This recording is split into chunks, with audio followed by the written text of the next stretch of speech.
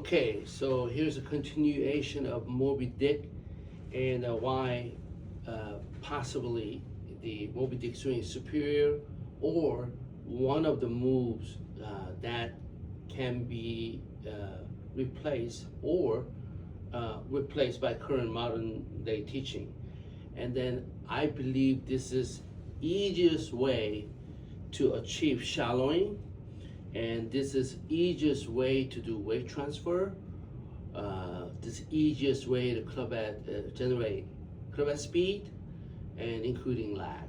Okay, so we're going to talk about that right now today. Okay, so I create a driver, pretty much address position, and then I made an extension. So if I bring this up again, this is unplugged. We also this club, we're making this circular motion according to this plane right here, turning like this and then turning this way, right? According to this angle right here, right? Right there, right? That's the golf swing. Now, the problem is, I told you in a P1 through P10, maybe second video, when you get to P1, P2, P3, directly right here. Now, P4 is, according to this, is right here. Okay, so let's say I really sit down low, P2, P3. See, I cannot do it anymore. Let's say I really fully turn this way, turn my head to, see, that's a P4 right there. Okay, so unless you are like a guy named by Alan Doyle, he swings it at right here, literally on P3, or Doug Sanders right here, or modern days more of John Rahm right here. They don't even go beyond that. Then they're hovering this plane right here, original plane set by the address. They are very closer to that and making that circular motion there. Now, so, but most people don't swing like that. So here, you're on the exact same path as a P3 to the plane. And most people, like I said, there's a slow vehicle, so you decide to go to fast lane, so you actually change the plane. Now you are away from that original plane right here, you're here. So there have been obviously talks and discussion, and then going back down to here, that is called shallowing, or re-engage to the original plane that you set out and address. Okay, so from P4, right? Most famous one is Sergio Garcia, drops your hand right there, or Justin Rose, drop your hand to match that, or DeChambeau, match that right there. And then from here you get to the P6, magical P6 and the P7. That's been very popular. Now, other people's more, if you are into more golfing machine, you go to P4, okay, P4, and then lateral shift from heel to ball of your left foot, slightly like a slight diagonal. And when you do shift, either sliding your hip or move your knee or push against your right heel, that because of the gravity is supposed to re-engage for you right here to P3. Okay? So once that lateral move happens, either by hip sliding towards that, approximately towards for almost like a first base to second base, that direction,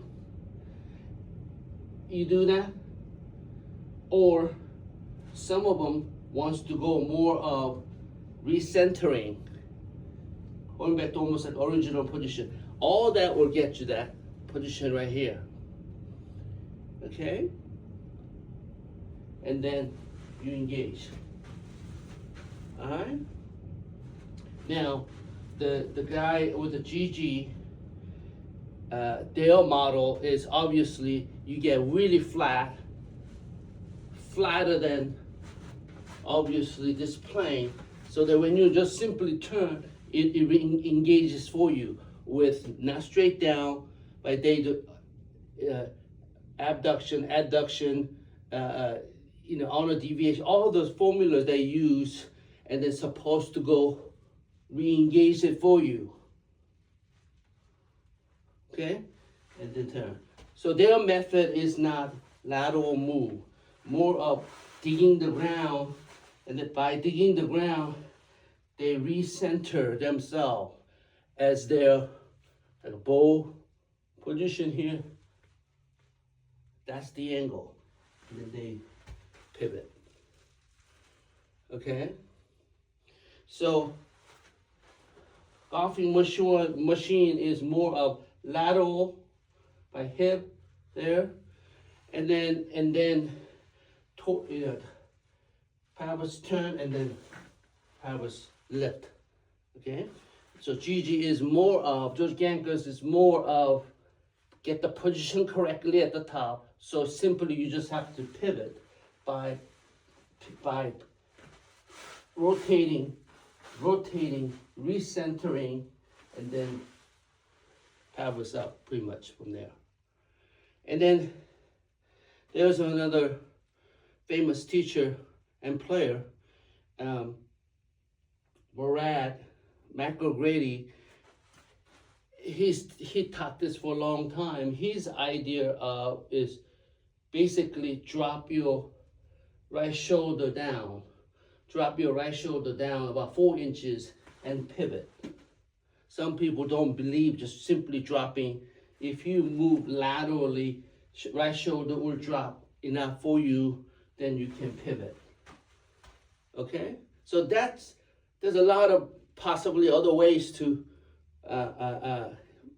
how to get, once you leave this position, how do we re-engage back to this plane right here?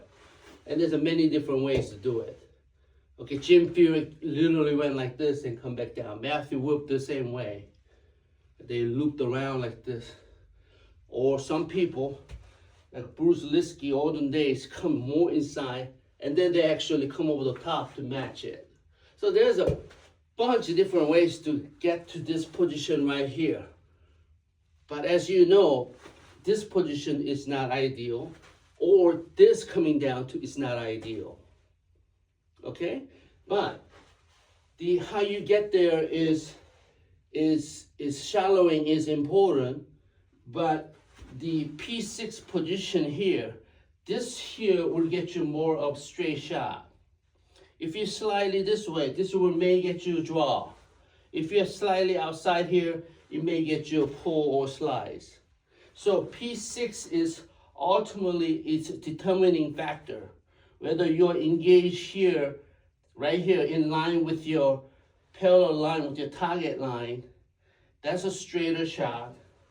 Here it will be more draw shot. Here it will be more of a fade shot. Okay? So those who in favor of hitting fade is they may come, instead of re-engaging it to here, they may come slightly below the right shoulder, so that when they get to P6, they are a little bit outside. Now, the Rory McIlroy verse, for example, instead of P6, he is more into shallow into P5 here, but his P6 position is not square many times. He's draw bias, so he is more of inside and hit out. Okay? So you have to know your characteristics of your swings. So Brooks Koepka is coming down instead of re-engage right here to that P5 plane, he comes up slightly below the shoulder so that he can retain, instead of square position with a club shaft pillow, he's more into this slightly outside in position at P6. Okay, we're not talking about the face of the club, whether this is a square in line with or this or open. We're not going to go there yet. Okay, then why the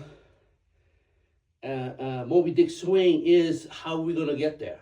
So Moby Dick swing is you engage to here, basically 2.5 P3, P2, P3 is 2.5.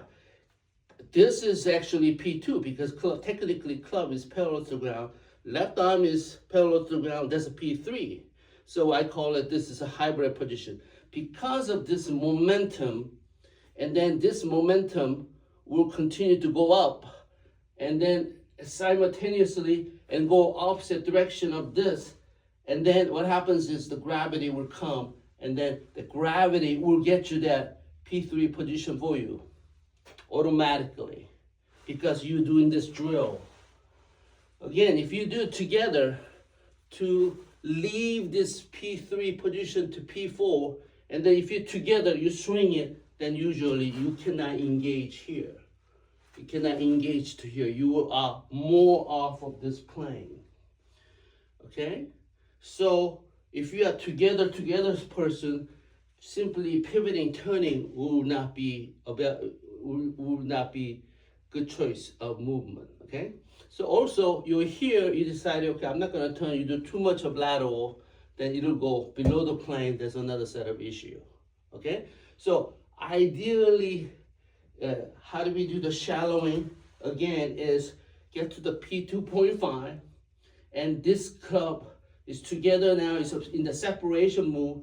This will continue to go up as I try to turn this way, and then because of, you'll go up to this far, and then because of the turning, club simply because of gravity will get drops for you, creating that less than 90, and the P3 is achieved. From here, you get to P6, 7, and 8, 9, 10. Okay?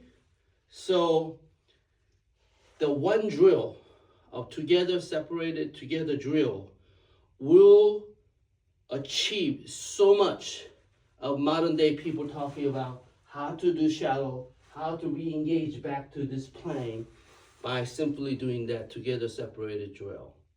Okay? Have a nice day.